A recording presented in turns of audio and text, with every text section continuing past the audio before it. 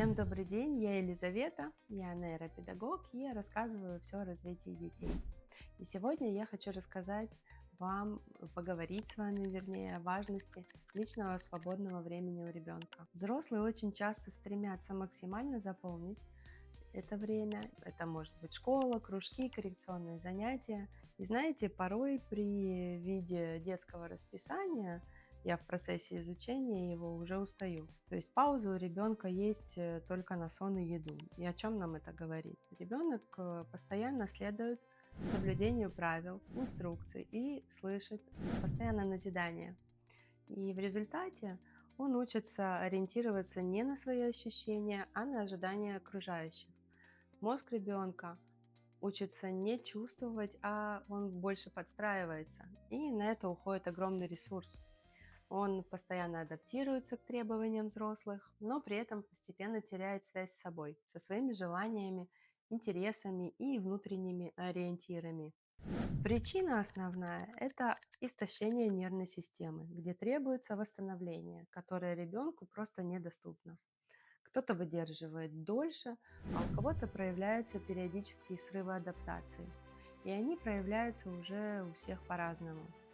Для полноценного развития ребенку необходимо пространство личного времени, да, время, где нет задач, оценок, инструкций, время, в котором он может выбирать то, что ему интересно, исследовать и слушать себя. Способность чувствовать себя и делать собственный выбор – это базовый навык, который формируется именно в детстве. И нам нужно взрослым об этом позаботиться. С точки зрения нейроразвития, в такой среде активно формируются внешние регуляторные механизмы, но очень слабо развивается внутренняя саморегуляция. И для формирования этой внутренней саморегуляции нам необходима спонтанность, свобода действий, возможность чувствовать свой внутренний импульс. То есть паузы, в которых нет требований и оценок, а есть только сам ребенок и его интересы.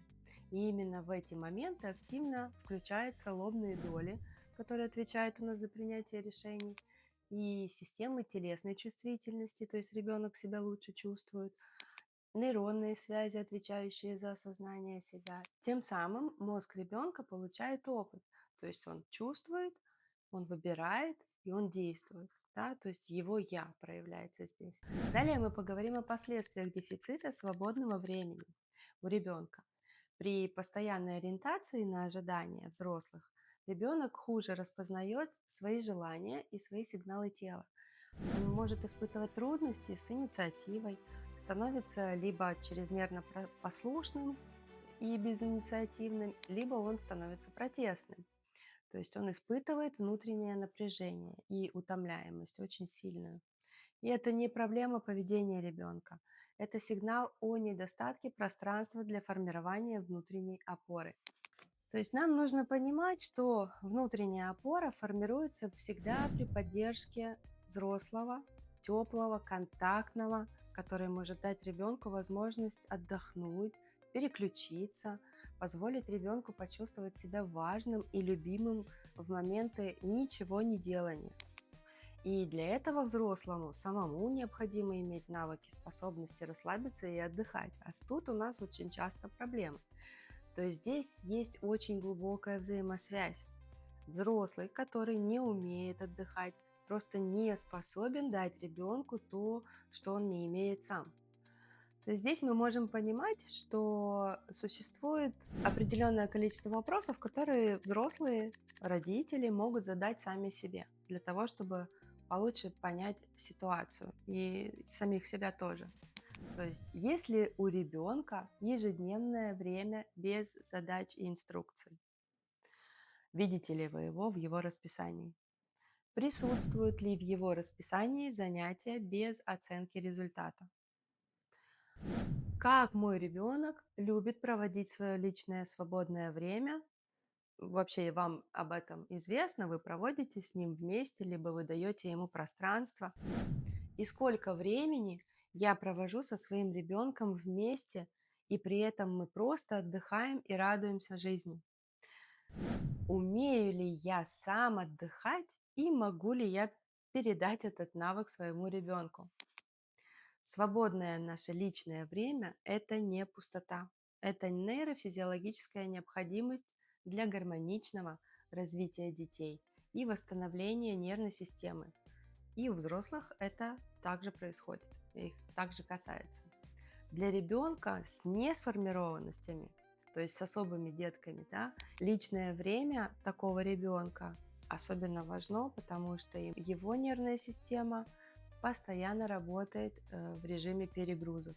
Родители детей, у которых есть особенности развития, они живут в постоянном режиме излишней опеки. Постоянные занятия, специалисты, упражнения, коррекция, сопровождение. Каждая минута кажется важной, потому что нельзя упустить время. Да? То есть мы всегда о них переживаем, и мы сами находимся в режиме истощения. Особый ребенок, он чаще других будет слышать фразы такие, как «надо все делать по-другому», «ты все делаешь не так», «это неправильно». Нужно здесь понимать, что то, что может выглядеть как бессмысленное, на самом деле имеет очень огромный смысл и невидимую, очень важную в данный момент активность мозга. Когда ребенок активно создает в квартире хаос, когда он постоянно бегает или балуется, и вы видите, что у него очень много стимов, да, а стимы, учащающиеся стимы, это свидетельство от того, что ребенок постоянно находится в перегрузке. Или наоборот, вы можете видеть, что ребенок просто лежит, отдыхает, думает о чем-то, наблюдает за какими-то процессами, и это тоже может вас беспокоить. Также ребенок может пересматривать мультфильмы 10 раз подряд, и это тоже может вам казаться странным. Но именно во все эти моменты его нервная система интегрирует полученный опыт. Все наши паузы необходимы для обработки информации от сегодняшних занятий, разговоров, прогулок или общения. И это не откат, это усваивание, это восстановление. Сигнал к тому, что ребенку нужно больше времени. Развитие – это не только обучение навыкам, это формирование ощущения. То есть у меня со мной все в порядке, я чувствую себя, и я есть. Я могу позволить себе расслабиться. И именно это ощущение становится основой для дальнейшего роста. Сегодня я хочу вас познакомить со следующим вариантом взаимодействия с вашим ребенком. Этот вариант я очень часто применяю в своей практике. Он позволяет развивать пластичность восприятия, и он очень простой. Вот, допустим, сделал ваш ребенок какое-то задание, либо он просто делал не задание, а рисовал рисунок. И вы спрашиваете его, а как ты это сделал? Расскажи мне, пожалуйста, вот как ты выполнил это именно так. И послушайте его, что он вам скажет. Когда вы будете ему отвечать, постарайтесь быть не критичными, а скажите: «О, как это интересно! Послушай, а как же ты можешь выполнить эту задачу еще по-другому? Да? Какие есть варианты?» И вы удивитесь, насколько вариативно поле восприятия вашего ребенка. Или, допустим, когда мы обучаем ребенка писать буквы, и ребенок упорно пишет какую-то из букв в другую сторону, то есть в обратном направлении, правильному. Вы можете ему сказать: как интересно, а давай напишем эту букву в разных вариантах и прокрутите эту букву на 360 градусов. Следующий вариант. Для него вам понадобится твердый планшет. Это может быть планшет, на котором можно писать фломастером, либо планшет «Пиши-стирай». Любой вариант подойдет. Его вы можете применить для следующих вариантов выполнения. Возьмите и напишите, либо нарисуйте что-то сначала, сидя за столом. Потом переместитесь на пол и лежа на полу с опорой на локте, тоже, чтобы ребенок что-то написал, либо нарисовал. Затем вы можете перевернуться на спину и пишите на весу. То есть одна рука держит планшет, а другая пишет на планшете. Следующий вариант взаимодействия – это вы можете сесть рядом с вашим ребенком. У ребенка планшет у вас, вы пишете у ребенка, а ребенок пишет у вас на планшете. Да? То есть мы смещаем наше поле зрения.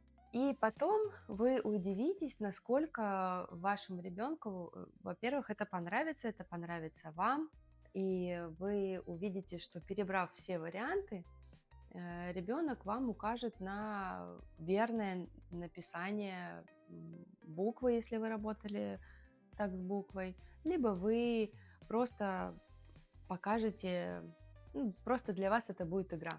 Если вы при помощи этого упражнения прорабатывали вариативность написания буквы, чтобы найти верный, спросите у ребенка, какой вариант верный. Вы увидите, что ребенок, перебрав все варианты, удивительным образом укажет верно. Покажите ему практику сравнения вариантов в действии. Когда ребенок учится объяснять свои поступки или ход действий, он учится вариативности и еще глубже понимает и познает себя. И в конце концов для вас двоих это будет очень интересное мероприятие. Я уверена, что вы получите море удовольствия от выполнения нового вида деятельности. И вы сможете открыть для себя даже свои собственные возможности, и ребенку это понравится. Это будет что-то не похожее на то, что вы делаете постоянно.